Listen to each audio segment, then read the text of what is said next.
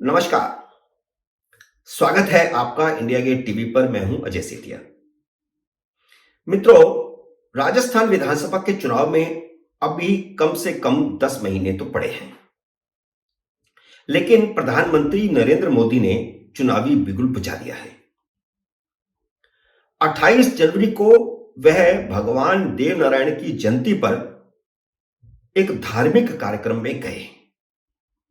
वह लाख कहें कि उनकी इस धार्मिक यात्रा का कोई राजनीतिक उद्देश्य नहीं था, कोई राजनीतिक लक्ष्य नहीं था, लेकिन राजस्थान का हर व्यक्ति जानता है कि वह एक राजनीतिक उद्देश्य लेकर के वोट बैंक को साधने के लिए इस यात्रा पर निकले थे।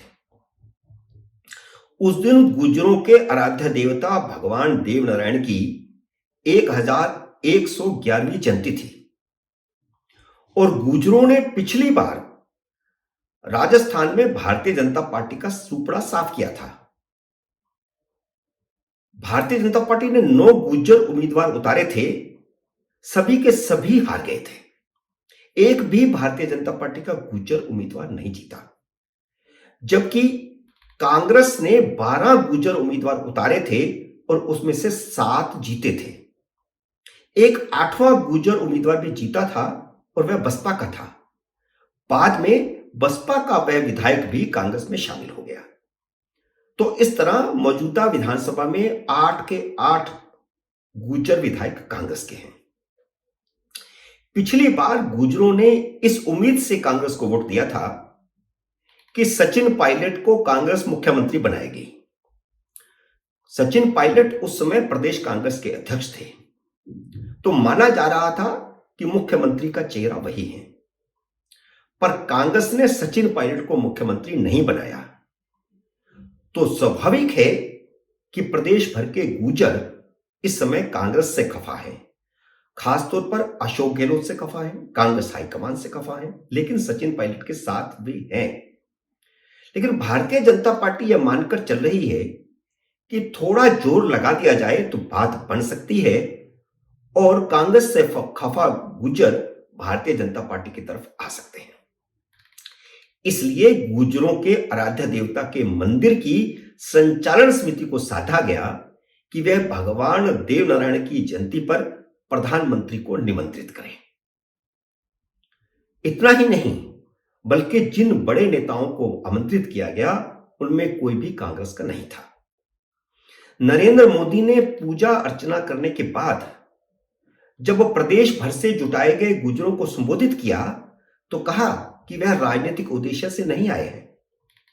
भगवान देवनारायण ने बुलाया तो वह चले आए, बिल्कुल वैसे ही जैसे उन्होंने 2014 में कहा था कि उन्हें मां गंगा ने बुलाया और वह वाराणसी चले आए।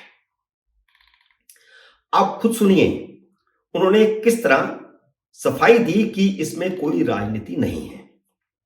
इस पावन अवसर पर भगवान देवनारायण जी का बुलावा आया और जब भगवान देवनारायण जी का बुलावा आए और कोई मौका छोड़ता है क्या? मैं भी हाजिर हो गया। और आप याद रखिए, ये कोई प्रधानमंत्री यहां नहीं आया है।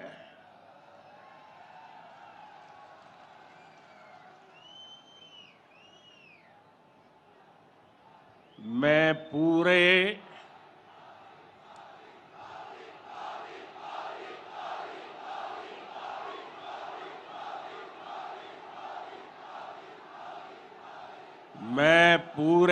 भक्ति भाव से आप ही की तरह एक यात्री के रूप में आशीर्वाद लेने आया हूं।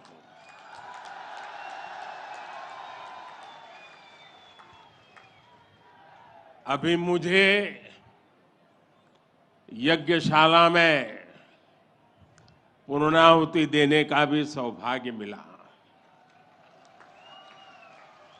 मेरे लिए ये भी सौभाग्य का विषय है कि मुझ जैसे एक सामान्य व्यक्ति को आज आपके बीच आकर के भगवान देवनारायण जी का और उनके सभी भक्तों का आशीर्वाद प्राप्त करने का ये पुण्य प्राप्त हुआ है। भगवान देवनारायण और जनता जनार्दन दोनों के दर्शन करके मैं आज धन्य हो गया हूं। नरेंद्र मोदी की सफलता का सबसे बड़ा कारण यह है कि वह सामूहिक तौर पर लोगों को उनकी भावनाओं को जागृत करके उन्हें सम्मोहित करते हैं और उनकी भावनाओं को अपनी भावनाओं के साथ जोड़ लेते हैं। हालांकि उन्होंने कहा कि वे राजनीति करने नहीं आए, लेकिन यह इतना बड़ा कार्यक्रम भाजपा का शक्ति प्रदर्शन था। उन्होंने किस प्रकार भाजपा के चुनाव निशान का भी इस कार्यक्रम में प्रचार किया, वह भी सुन लीजिए। और ये भी देखिए कैसा संयोग है, भगवान देवनारायण जी का 1111वां अवतरण वर्ष, उसी समय भारत की G20 की अध्यक्षता और उसमें भी भगवान देवनारायण का अवतरण कमल पर हुआ था।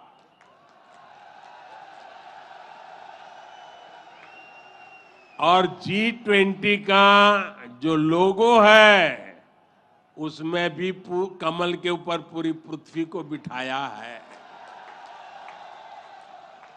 ये भी बड़ा संयोग है।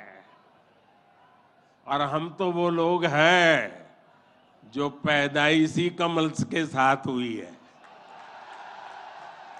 आप सुनिए, उन्होंने रैली में लाए गए गुर्जरों को प्रभावित करने के लिए क्या क्या कहा, किस तरह गुर्जरों की बहादुरी के किस्से पढ़े। यही नहीं बल्कि उनकी खासियत यह भी है कि वे खुद को लोगों की भावनाओं के साथ किस तरह जोड़ लेते हैं। आप उनके भाषण के अगले अंशों को पढ़ेंगे, सुनेंगे तो आप वह भी समझ सकेंगे। लगते हाथों उन्होंने राजपूतों की भी तारीफ की, क्योंकि उन्हें पता था कि इस रैली में अन्य समाजों के लोग भी शामिल हुए हैं। आप सुनिए। तेजासी से बाबूजी तक, गोगा जी से रामदेव जी तक, बप्पा रावल से महाराणा प्रताप तक, यहां के महापुरुषों, जननायकों, लोक देवताओं और समाज सुधारकों ने हमेशा देश को रास्ता दिखाया है।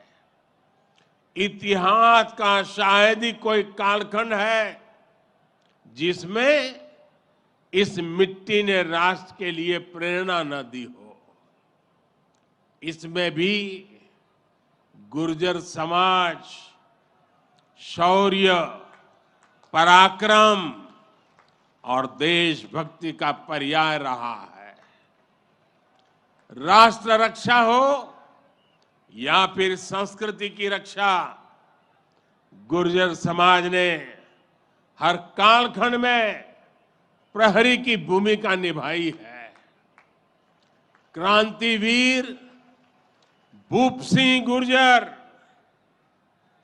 जिन्हें विजय सिंह पथिक के नाम से जाना जाता है, उनके नेतृत्व में बिजोलिया का किसान आंदोलन आजादी की लड़ाई में एक बड़ी प्रेरणा था।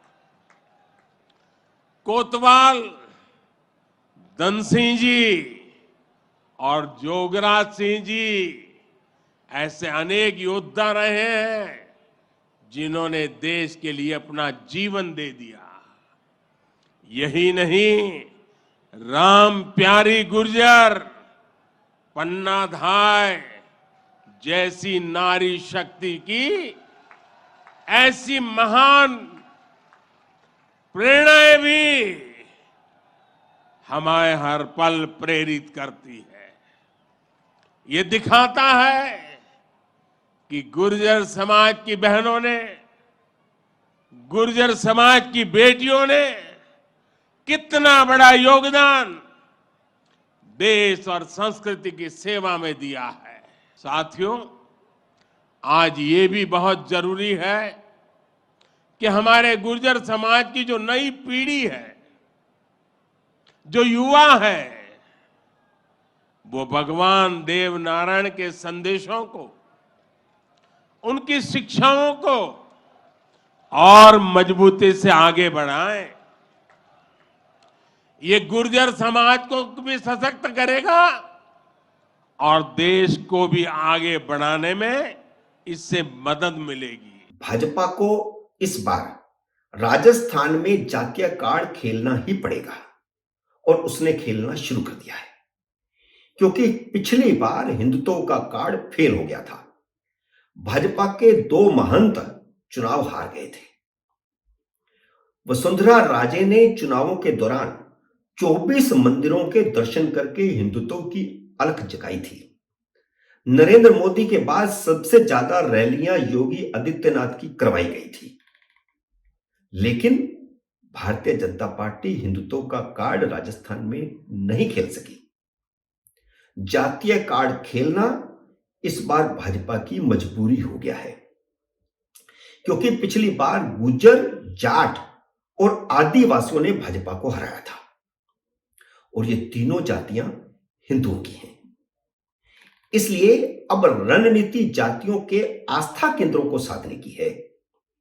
गुजरात विधानसभा चुनावों से पहले 1 नवंबर को नरेंद्र मोदी आदिवासियों के बड़े तीर्थ स्थल मानगढ़ धाम गए थे। मानगढ़ राजस्थान में गुजरात की सीमा पर है। यह मध्य प्रदेश, राजस्थान और गुजरात, इन तीनों राज्यों के आदिवासियों का आस्था केंद्र है और तीनों राज्यों में आदिवासियों को प्रभावित करता है। इन तीनों राज्यों में 98 सीटें आरक्षित हैं और मानगढ़ में मोदी के जाने से गुजरात में आदिवासी वोट बड़े भारी तादाद में भाजपा को मिले और भाजपा वहां ज्यादातर सीटें जीती। अब इनमें से 98 में से 25 सीटें राजस्थान की हैं।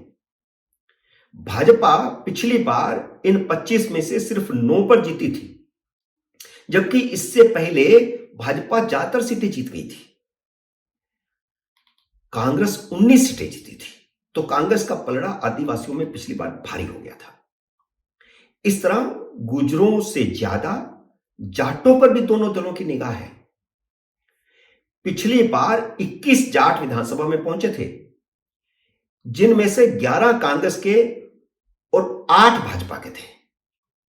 तो आदिवासी भी कम, गुर्जर तो जीते ही नहीं और जाट भी कम जीते। इसलिए दोनों राजनीतिक दलों ने अब जाट प्रदेश अध्यक्ष बना रखे हैं। कांग्रेस ने डोटासरा और भारतीय जनता पार्टी ने सतीश पूनिया। कांग्रेस सचिन पायलट को प्रदेश अध्यक्ष बनाना चाहती है, लेकिन उसके सामने संकट यह है कि चुनावों से पहले जाट को हटा दिया तो जाट नाराज हो जाएंगे। यही समस्या भाजपा की भी है। इसलिए सतीश पूनिया का कार्यकाल पूरा होने के बाद भी उन्हें बरकरार रखा गया है। मोदी मुंह से बोले या ना बोले, लेकिन गंगा मैया ने भी राजनीति करने के लिए बुलाया था, मानगढ़ धाम ने भी राजनीति करने के लिए बुलाया था और अब भगवान देव नारायण मंदिर में यात्रा के भी राजनीतिक मायने हैं। मित्रों, उम्मीद है मेरा यह विश्लेषण आपको पसंद आया होगा। इसे लाइक करिए, शेयर कीजिए और अगर आपने मेरे YouTube चैनल को सब्सक्राइब नहीं किया तो कृपया सब्सक्राइब कीजिए और घंटी का बटन भी दबाइए ताकि जैसे ही नया वीडियो आए आपको सूचना आए। मेरे नए वीडियो का करिए इंतजार। तब तक नमस्कार।